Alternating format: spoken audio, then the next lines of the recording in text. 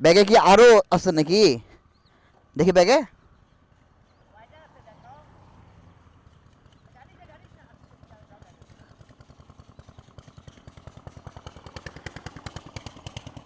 হাঁসের বাচ্চাও আছে ভাই, একটা হাঁসের বাচ্চা আছে। ঠিক আছে, নিয়ে যাও নিয়ে যাও। ওটাতে বসেন।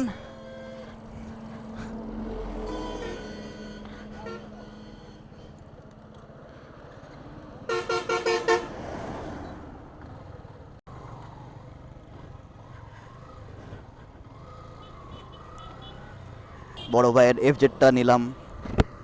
সারাক্ষণ আর একটা বাইক কত চালাই, একটু চেঞ্জ করারও দরকার আছে।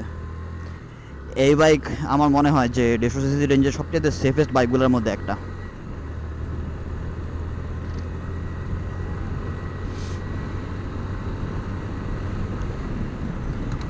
এই বাইকটাতে স্পিড উপরের দিকে তুললেও বেশি ফিলই হয় না, যেহেতু হ্যান্ডেলটা বেশ উঁচা, এই জায়গাটা বেশ উঁচা, তো ফিলটা আরও সুন্দর আছে। আর আমার জিক্সারটাতে অনেকটা আমাকে লিন হয়ে থাকতে হয়, যার কারণে একটু আমার আনকমফোর্টেবল লাগে।